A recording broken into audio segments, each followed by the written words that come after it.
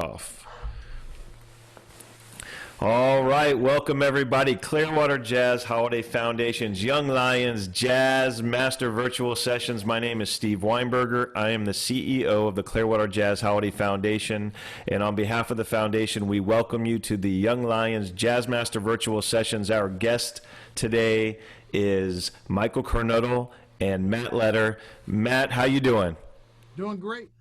It's so good to see you. We're really happy to have you with us, Matt, for a continuation of our Conversation With series. Michael Kernodle, very special education outreach partner to Clearwater Jazz Holiday, is going to take over with a little bit more formal introduction. But we are here with performer and educator Matt Letter, who has so many great accolades. Please hit him up on his website at mattletter.com. Michael's going to take a little bit deeper dive into a little bit more formal introduction for Matt. But as you can see, he is a trumpeter, and he has played with some incredible people, and we are really lucky to have him added to the Conversation With series today, and I'm so excited to have Matt with us. So I want to shout out to our sponsors, Blue Water Wealth Management at Steward Partners and Duke Energy, for helping to support these sessions, and specifically the studio resource. After these sessions, which are all recorded, they are archived on the studio. And we have band directors and students and musicians of all ages following along as we build this wonderful archive for free for everybody. And you can also listen, if watching isn't your thing, on the Young Lions Jazz Master Virtual Sessions podcast, which is now up to close to 5,000 total plays. And we just started this thing at the end of last year, and so we're really excited about everybody taking advantage of it. That's brought to you by our friends at Marine Max Clearwater. And for those of you who want to see upcoming sessions, please follow us at clearwaterjazz.com. Click on the education and outreach section. You'll see all the upcoming sessions. We're going to be adding a bunch more in the next week or so. We've already done, Michael has probably over like 20 to 30 of them so far in just season 2 now, and there's well over 100 of them that we did last year. So on behalf of the foundation, Matt, thank you for being a special part of this. Michael, thank you for being such a special part of our family. I'm going to kind of pin Michael on my screen now, turn it over to him. The stage is all yours. Well, good afternoon, everyone. It is a beautiful day to be here talking about jazz. Today's guest, none other than Dr. Matt Letter. I'm going to read his bio, but you know what, we thought about what would be a great intro for Matt, and I would think maybe hearing some music. You know, I could read this long bio, which you're going to be impressed, and I know you're going to be impressed, but I'd rather you just hear the man and the horn. And then we're going to take from there. We're going to just take a little journey and see, you know, what made Matt Letter play like he's about to play now. So, Matt, take it away.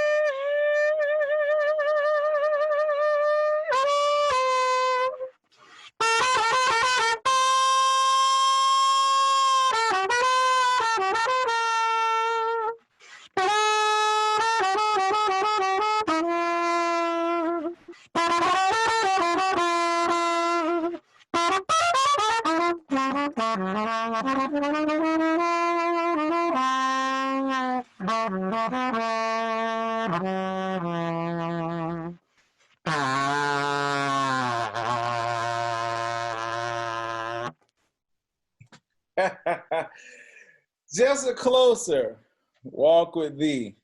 I think we should all just get a ticket and go to New Orleans right now. I think You set it up for us. So welcome, Dr. Matt Letter. I appreciate you. I'm going to read just a little bit of your bio because I really want to hear more from you. So Dr. Matt Letter is an avid educator and has performed as a guest artist, clinician throughout the United States. Dr. Letter holds a DA in music education from the University of Northern Colorado and an MM in jazz studies from the University of New Orleans and a BM in jazz performance from East Carolina University. While at UNO, Letter was a member of the Louis Armstrong Quintet, funded through the Armstrong Foundation. Dr. Letter has studied with, get this, Ellis Marsalis, Clyde Kerr, Irvin Mayfield, and many others. He has a passion for the music and culture of New Orleans. Dr. Letter's dissertation, Towards an Informed Pedagogy of Modern New Orleans Style, describes New Orleans style and offers possibilities of adding this syntax of jazz into the modern classroom. He also has been a professional musician for over 20 years and performs all genres of music. Letter served over 8 years as an active duty Navy musician and 4 years as an Air Force musician. My goodness, you are one busy guy. While a member of the armed forces, he performed for 5 U.S. presidents. Awesome. So Dr. Letter has a wide variety of experience, including selection into the International Association of Jazz Educators, All-Star Collegiate Big Band, performances at Carnegie Hall, Birdland, and Boston's Symphony Hall. Also, he's performed supporting ensembles for Bob Mentzer, Benny Green, Melton Mustafa, Nicholas Payton, one of my favorites, Ellis Marsalis, and the list goes on and on. Now, currently, this is real cool. Dr. Letter served as a music director, instructor at Gadsden State Community College since August 2014. Prior to this appointment, he was the chair of music department at Northern New Mexico College. He's also served as a faculty at Brown University, University of Colorado at Denver, Community College of Rhode Island, and St. George School. The list goes on and on. Dr. Letter, it's a pleasure to have you here with us at the Young Lions Jazz Virtual Sessions. Just a quick story about how we met. We met actually in New Orleans, right? That's right, man. That's right. How ironic. We was at a conference and we ended up being roommates, and it was a National Endowment of the Arts. And we got a chance to spend about a week in New Orleans learning the history of the place and civil rights. And it was amazing. And since then, you know, Dr. Matt Letter has come to Florida, helped me with my school programs, and he's been a great asset to the programs. So tell us about who you are, Dr. Matt, and just what made you get into music, first of all. I always like to say, what made you think to do this as a career? Well, I'll start from the very beginning, like the very, very beginning. Some people ask me, how did you choose the trumpet in the first place? And my parents have both been in band at one point or another, and my uncle had a trumpet. And they're like, wow, we don't have to rent an instrument? I think that's what you could play. I said, that sounds like a great idea. And so that's what I ended up playing. I think, honestly, my parents, they do support me. They don't always understand everything I do, but they're extremely supportive, and I love them dearly. They were excited that I was going to do band, but I think they got quite nervous when I decided this is what I want to do with my life. And to them, a lot of times, folks, not unlike themselves, view a career in music as the band director, the one you see in your immediate community, the one that's in the schools. That must be the career, because those that go out and try to freelance, that's just not a possibility. Untrue. There's a lot of different careers in music. When I first started going to college, I was going to major in music. My parents were freaked out, but they're like, "You're going to start as a music ed major. It's the only way we're going to fund this and help you with this." And so I started going into that path, and I drove them crazy because in my heart, I just wanted to play the horn. And so I would take auditions just for the experience of auditioning, because that process, you learn a little about yourself, and it can also create opportunity. And so when I took these auditions, occasionally I won the gig. And one of them, it took me, long story short, it took me 9 years to get my undergraduate degree because I kept leaving school. My parents, I have a younger brother and sister. They both got degrees before I did. My parents were convinced I would never have a degree, period, in anything. But I now hold a doctorate degree. And when I first started experiencing just the act of, the inner drive of just searching and expressing yourself through music is one thing, but the reality of having an effect on people, whether you're teaching or performing, is almost a spiritual feeling. And there's a responsibility. And through my life, I believe everything's happened for a reason. I always followed my gut. It served me well. You mentioned the Louis Armstrong quintet. That, I saw a big page ad in a Downbeat magazine looking for the first Louis Armstrong quintet funded by the Louis Armstrong Foundation. And they said, I told myself, there's no way in the heck I'm going to get this. But it ended up being something I won. And that provided me the opportunity to study with, Els Marcellus, interact with Terrence Blanchard, and study with Clyde Kerr and such. And it was an incredible opportunity. And when I went through that, I started thinking about it I still think about it today. Having Louis Armstrong Foundation helped me in my education. Louis Armstrong is a huge icon in this music that we're talking about, jazz, America's music. And there's a sense of responsibility, not as only as an educator, but through the Louis Armstrong Foundation, because they helped me pay for my education. I'm an open book. Listen, I teach online. I have an online studio. I work with students of all instruments and voice, and in this idiom. I work with professional development with folks online, with students. When I say all over the world, I mean all over Canada, all over the U.S., Europe. The hardest part is figure out what time zone we're in. And that's probably the hardest thing. And then it's the matter of the combination of working. I present at I'm quite involved with the Jazz Education Network. I'm the Alabama representative for the state of Alabama. I do a lot of performing. I freelance all over the country, giving workshops. I play guest artists at things. I was hosting a monthly jam session to educate the community and provide opportunity for students. So I think this journey, you say, how did I get into this? Well, it started with a passion for being in a band program, and then it enveloped through the study of music, and then seeing how the impact on people. And even though I served 12 years in the military, I don't regret that for one day.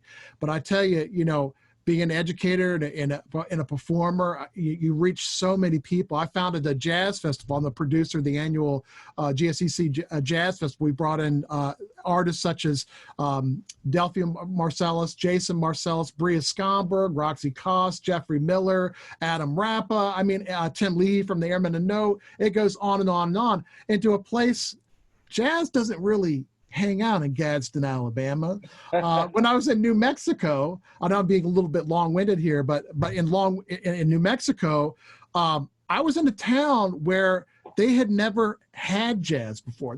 And I'm not exaggerating when they said, I said I'm going to start instill or produce a artist in residence big band made up the top players in the area, so students could come in and work with them. And they looked at me and said, what is a big band? Is that like a large ensemble, or what is that? And by the time I left, they were trying to do jam sessions and all the restaurants and everything, and it's crazy. So I try to have an impact anywhere I go. Yeah, that's what I was going to say. It sounds like, first of all, you go back to education.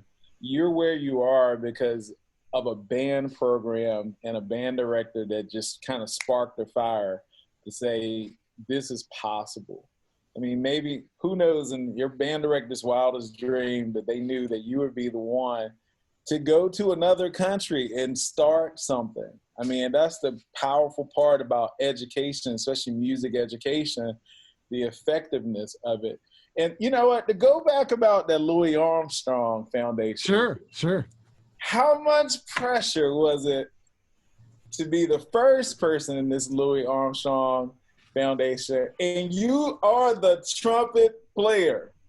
Well, it wasn't what just. What kind of pressure was that? It was pressure on many different fronts, let me tell you, to be completely honest and frank, because I was an active duty full-time Navy musician at the time, and freelancing quite a bit in the area. I've gotten good to multitask over the years.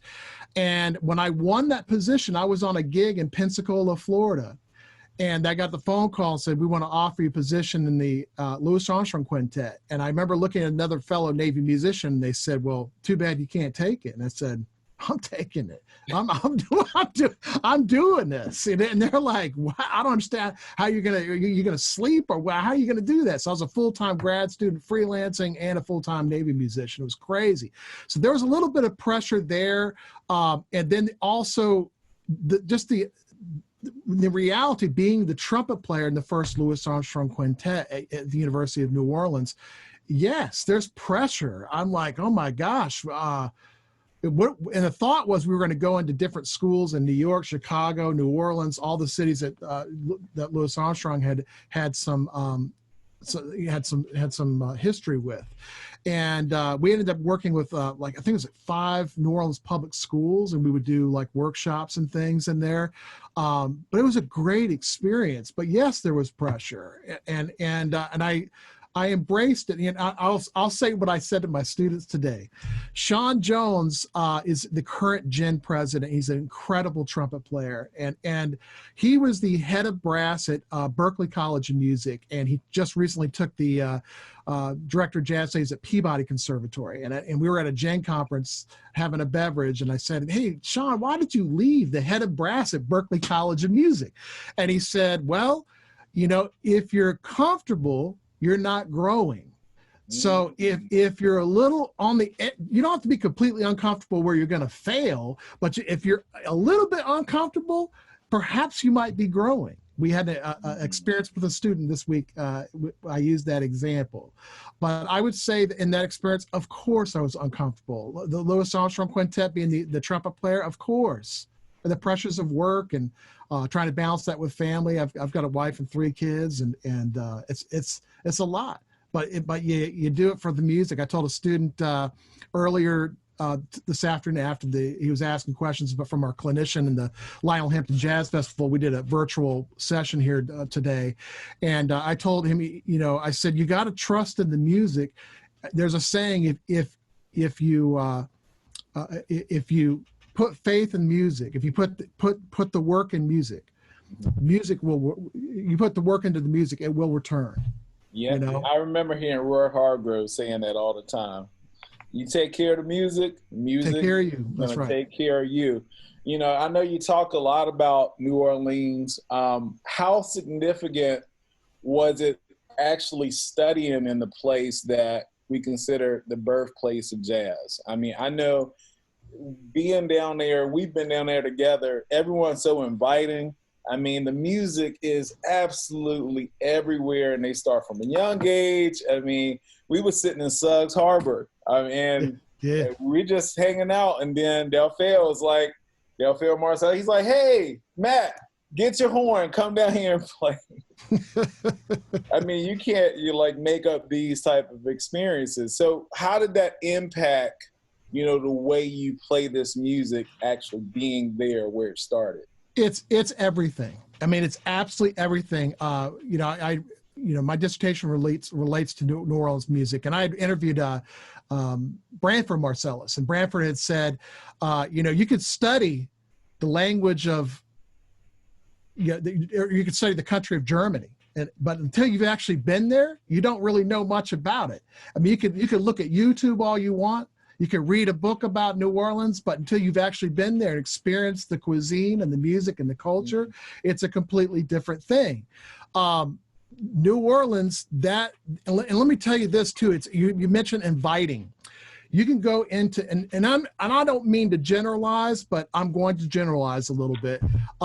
And if you go, I've been in many different cities. If you go to Memphis, if you bring your horn and try to go down Beale Street and say, well, I'm going to try to sit in somewhere, that I've many times, this is my gig, you can't sit in here, you know, and you go in New York and it's a mix. Some will be cool and others are like, no, or it's a cutting session sometimes. That's because when you got there, you made them sound bad. And that's why. No. And then New Orleans, now you go to New Orleans, what happens in New Orleans is you will go there and they're going to ask you, are you going to hold that horn or are you going to play that horn?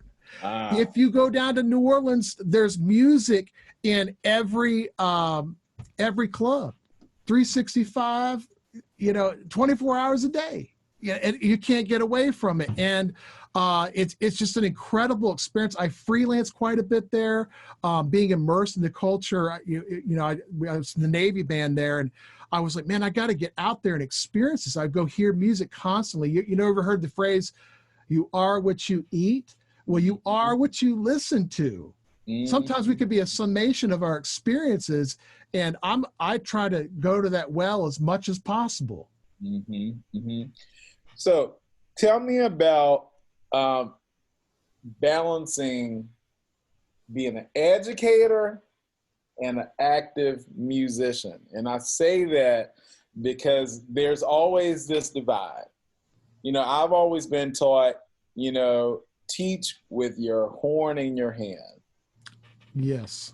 Now, there's some that they teach, but they never get a chance to play. They don't try to play, maybe lose their chops. There's some people that play all the time. That's not the best educator. So you kind of gifted with both. How do you balance that and still stay relevant, in the jazz community? How do you do that? So I think it's about, teaching a culture in your classroom. And I think that's, when I say instill a culture, that goes on the performance end and that goes on the education end. If my students come by my office, I've got music playing around my head 24/7. Again, you are what you listen to. I'm trying to listen to quality music all the time. I practice from a place of inspiration. I woodshed or practice all the time. So if my students walk by my office and hear me in a warm-up session, I'm practicing for an hour and a half, 2 hours, they're like, wow, he's not just talking the talk, he's walking the walk. He's telling me I need to practice. This guy is practicing. Maybe I should practice too. I can't tell you how much respect you get as an educator if you can hold up your horn and play with purpose. And then, yes, there are some great players that are not great educators. I think that is, it can come down to break down the wall of share to the overall, we're all in this music thing together. I don't care what genre you're in. There are no lanes. Music is music. Contribute as much as you can to the whole for the greater good. Create to humanity. Treat each other with respect. Try to be curious. One thing that drives me nuts is some folks with doctorates sometimes think they're done. And they chill out. They're this laid back. Yeah, I'm just jazz guy, and not everyone is like that. But there are some that just get real lazy and complacent. I saw that with some of the military bands. Some of my greatest friends, I love them dearly, but when they won the gig, they said, let me go play Xbox. I finished my rehearsals today. And to me, I drive. My wife says, I drive her crazy sometimes because I just can't turn it off. I'm curious. I want to look under every rock. And I think that's where education is a lifelong process and it never ends. And it's something we should all embrace. Listen, Marcellus is a huge advocator. The guy won a Grammy at both the jazz and classical genres. And the same year, who does that? So whatever opinion you have on Wynton, you can't deny that he's an accomplished musician. This guy practices all the time. And so I don't know. I'm just thinking maybe we should all follow suit. I agree. Don't reinvent the wheel. Now, have some originality, have your own sound. There's going to be only one Coltrane. There's only going to be one Miles. But I think there's so many nuggets we can take from the greats and from maybe some of the younger players that's coming up doing something unique now. Now, everybody that comes on here, they share a gig story. So would you like to share any special gig stories, like something, something memorable? It could have been like your best performance. It could have been your most embarrassing performance. Well, if I can share screen, I'll show something that's really good. I don't know how good it's going to be with sharing the screen. That's interesting. Let's go. That's right. So I'm going to share a screen here. I wasn't planning on doing this, but the way this is going, this will be great. So I'm going to go here. I'm going to go to my website. This is my website. I'm going to go into my recordings. I'm going to go to Candid Rehearsal. All right. So let me put a little story to this. This is a good story. So I had done the Navy band for 8 years. I'm a doctoral student. I've got a family. I'm working. I decided to do the Air Force part-time, but I was really playing with a lot of active duty bands. I played with the Band of Liberty, the Band of the Golden West. I did a lot of stuff with them. Went up down to the Academy Band, did things with them. I did a lot of things with some guard bands, and I just traveled. There was a point in my life I was getting on the airport probably 3 or 4 times a month. And that's all. People are like, wow, that must be exciting. Not really. I mean, it gets to be a pain in the butt at some point. So anyway, long story short, I get a call. A really good friend of mine. Unfortunately, he passed away this past fall. Really great Air Force trumpet player friend of mine, really close guy. And this guy, he got me on this big band gig. He's telling the lead alto player, he's like, hey man, you guys, we got to bring Matt in. It's a great hang. And that, by the way, that's an important aspect of being in the music business. You got to be a good hang. And in addition to right there, right. relationships. Hanging and relationships. We're going to touch on that. That's important. I'm glad you said it. But keep going. Yeah. So he's like, this guy's a great hang. He's a great player. This is going to be perfect. And they're like, I don't know about this guy. Never heard about this guy. I don't know. The leader of the big band's like, I don't know if we should bring him out. All right. So they give me some music. So I got a Basie chart. So I get this Basie chart, and I'm like, I'm listening to the recordings. I want to represent, do myself justice. So we get to the rehearsal. I fly out to California. I get to this rehearsal. The saxophone, my buddy comes up to me and goes, hey man, the leader of the band, he's like wigging out. He doesn't know what to think of you. He doesn't know, he's like, man, you need to just nail this thing. And I was like, man, that's no problem, man. I'll do my thing. We'll see what happens. And so I was nervous about it, to be honest with you. I really wanted to do a great job. So I took one of those Zoom recorders, or you can do it with your phone, or it's a great way to kind of police ourselves and make sure we're up to par. So I took a Zoom recorder and I recorded the rehearsal. So this is the first notes out of my bell. First chart counts it off.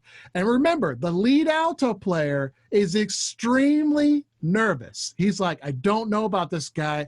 And my buddy John Ruff looks at me, and you can hear him yelling and screaming, yeah, get it. You're going to hear this. You're going to hear this. This is 1 minute and 48 seconds long. I hope you enjoy. This is my candid rehearsal. And remember the backstory. Alto player's nervous. I don't know about this guy. I've listened to the recordings. I've done my homework. Lead trumpet player looks at me and says, get this guy to hush down, simmer down, and let's work on the music. But you're on. Here it is. Here we go.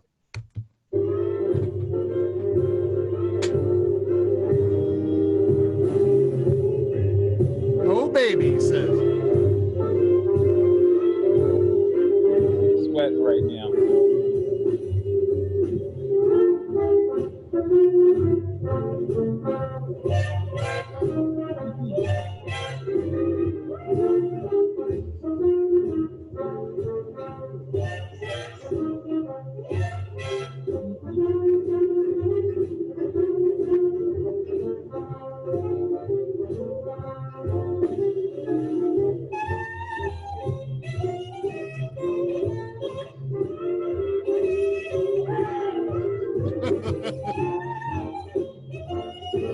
already won that heart.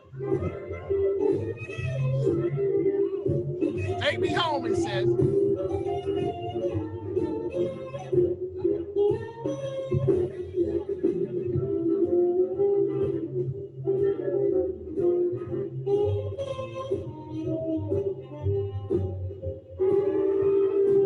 Great band.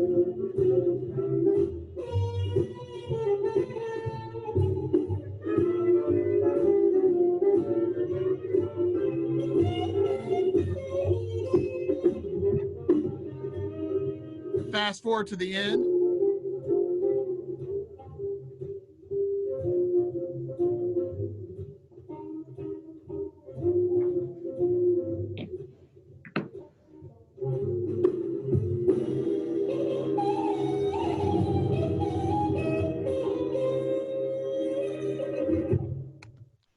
And then Wow. I stopped and I said, and they're like, "What's your name again?" And I said, "Matt Letter." He said, "We're glad you're here." Next chart. So with that, so going back to what we talked about, relationships. Right. You play those first notes, and that's one thing I love about music. We can all talk till we blue in the face. Right. But when you get on that horn, that's when the real talking starts. Right. So what happened after that? Did that branch on to more performances?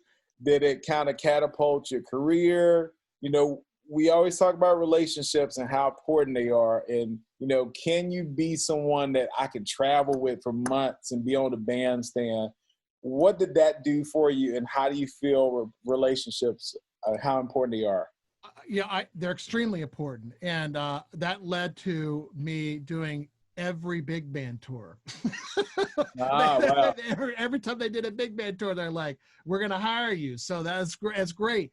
And I did a concert band tour with them as well. And of course, I have friends for life. I mean, that there's that aspect. A lot of the military, a lot of times they're in that environment, you're going to make friends for life. But regardless, like you bring up this relationship thing, no matter how discouraged you may get on a gig, you know, business is business. You know, if you're dealing with being shortchanged or whatnot, but you have to remember that the music community is a relatively small community. Someone knows somebody else. I tell students all the time that it takes forever to build a great reputation, and it takes like this to ruin your reputation. And you could go all the way down to square one if it's bad enough.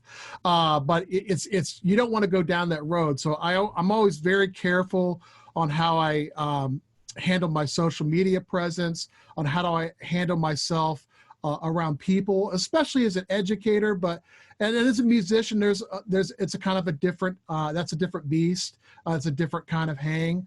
But within that, you still don't want to talk ill about someone. I mean, there's no really place for that anyway. That goes back to treating people like human beings, I think. So let's transition a little bit. Let's talk about the current state of jazz. We all know how COVID has impacted the music industry in general.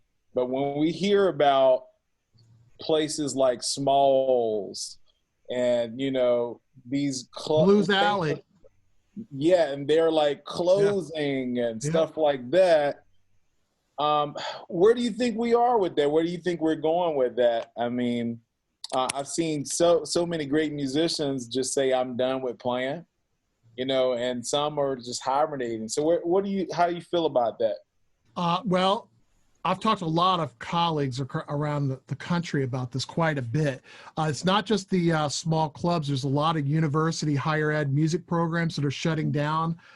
Ithaca just announced that they're going to get rid of 112 or just not music faculty, but just 112 faculty in general. And there's a lot of schools. That's a common story that's kind of spreading around the country. And that's where the almighty dollar gets constrained. A lot of times the arts suffer.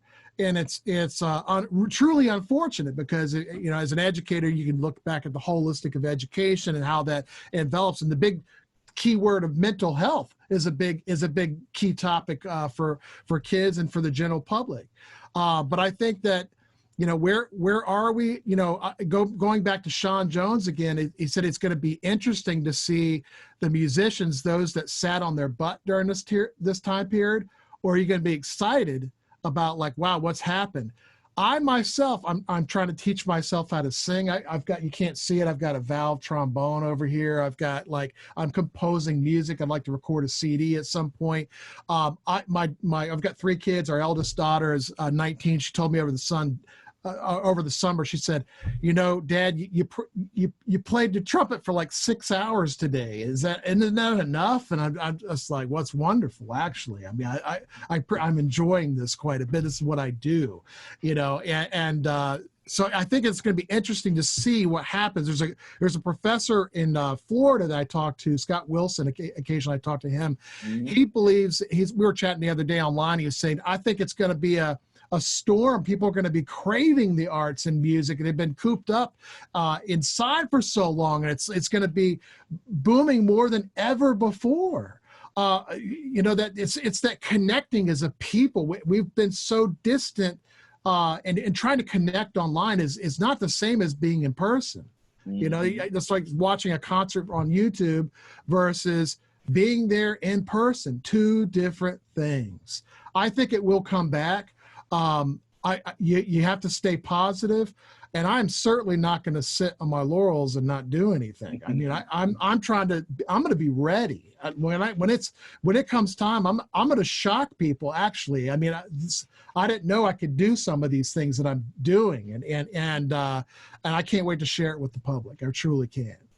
Well, you know, I have to give a huge shout out to Clearwater Jazz Holiday. I don't think they ever skipped a beat. You know, they have performances throughout Clearwater, and this is happening. It's like right when COVID happened, it's like, okay, what can we do to keep this thing going? We can't go to the schools, but we still need to reach these students. What can we do performance-wise? So they have these bistro performances where everybody's socially distancing and they're enjoying live music. And these are sellout shows. Some of the best artists in Tampa Bay and beyond, they're performing. So it's like improvisation. We have to keep improvising, just like this music has taught us, and keep moving it forward, because the arts, it's a huge, huge, huge asset to our everyday life. What did Clark Terry say? Clark Terry said you got to keep on keeping on, right? You got to keep on keeping on. And you know what? I have one more question for you, and then maybe you could take us out with another tune on that beautiful trumpet. What kind of trumpet is that, by the way, that you're playing? This is, ladies and gentlemen, this is a MF Prana Monet. Yes, it is. That's the model. That's the model number, MF. Yes. And I will tell you, I tried my best to get that trumpet from him. I tried to buy it, steal it. He left it in my trunk. I thought he would forget it, but he did not. And it's a beautiful horn. I love the sound on that horn. Some of the artists I've heard play those horns, Wynton Marsalis record, Adam Ramper. I mean, so many people play that horn. So I love that horn. You can leave that horn with me. So, yeah, if you want to so what's on your playlist right now? You know, what are you listening to and what's next? And I think we're just about done. We're running out of time. I wish we can go another hour, but I don't think we could do that today. Sure. What do I listen to? Going back to that, you are what you eat, you are what you listen to. I'm a big component of whatever I'm working on. I listen to, in general, I like to listen to things in random when I'm in my office. I'm old school. I listen to the Pandora station, and I like Terrence Blanchard's station quite a bit because it's a little bit different than Wynton's station. If you ever check that out, that's something to check out. And I kind of waffle around what I'm working on. If I'm working on classical trumpet, I'm listening to certain folks. If I'm listening to some funk things, I like checking out Roy Hargrove quite a bit. Mm-hmm. Of course, Wynton Marsalis. A lot of the New Orleans greats that some people are not may not know, Wendell Brunius is great. Leroy Jones. Ashlyn Parker is an unbelievable trumpet player as well. I like Sean Jones, and I like how that works. I like Terrence Blanchard's band, not only for his trumpet playing because it's iconic, but it's the rhythm section, the way they interact with one another. I kind of listen to that thing, and I listen to a lot of vocalists. I've got big bands. It just depends on whatever is on my plate coming up. So I'm sorry it's a long-winded answer. I don't have anything completely specific because it just depends on week to week what am I listening to. Now, when I was in college, going between classes, I was amazed how much you can listen to with just wearing headphones. I was the guy on campus wearing headphones all the time. And this is going to date myself, but when I was in college, I'd take the poor college student, I'd have AA batteries or would run my CD player. Yes, I had a CD player that I walked around with, and then that would last me about a week. And then after that, I'd put those 2 batteries in a tape deck, and I'd listen to that. I walk around with that, and it lasts me about a couple of days, and I go to the radio. Making us feel old now. And then I start the whole process over. And so I listen to different things for different reasons and inspiration. Well, I have to say thank you for sharing that answer, and that's for maybe some upcoming students. To don't put yourself in a box. Listen to different genres. Even the greats said, hey, that I've heard people say, I don't listen to jazz all the time. I listen to classical. But they're a jazz player. Or I listen to this, and you could hear the diversity in their playing. So I thank you for sharing that. Whether you're a seasoned musician or you're up and coming musician, keep listening, keep playing, develop relationships.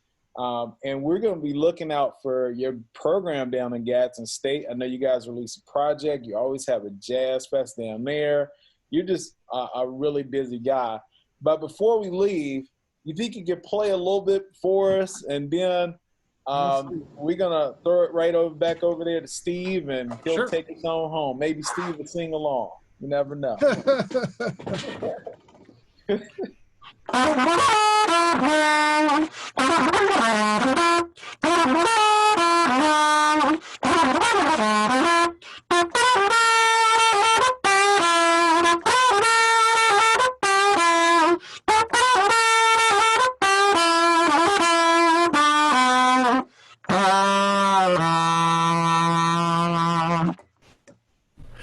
Thank you so much, Dr. Matt Letter. It's been a pleasure having you here today. And my good friend, I can't wait till you come back here to the Tampa Bay area, because it's all about what? 2 things, jazz and what? Palm trees. Thank you so much to both of you. Matt, it's really great to meet you in person in this way. I hope to meet you in person, like Michael's saying. Got to get you down here. And Michael, thanks so much for for being a special part of this. And I want to encourage everybody to take advantage of the studio at clearwaterjazz.com. This session will be added to it, I'm excited to say, and also the podcast. While you're there, you'll see some of the other educational activities that we do. One thing that might be fun to check out if you haven't already done so, we have a wonderful longtime education partner whose name is Frank Williams. And Frank Williams works with us on a lot of the music appreciation, history of jazz programming that we do. We started something last year called the Stop Time series with Frank Williams, and it is a comprehensive but very fun history of jazz, audio and video. Starts with the Civil War era influences, and these are little nuggets that are told in only a way that Frank Williams can tell it. They're like 7 to 20 minutes long each, and he covers people and places important to the evolution of this wonderful art form.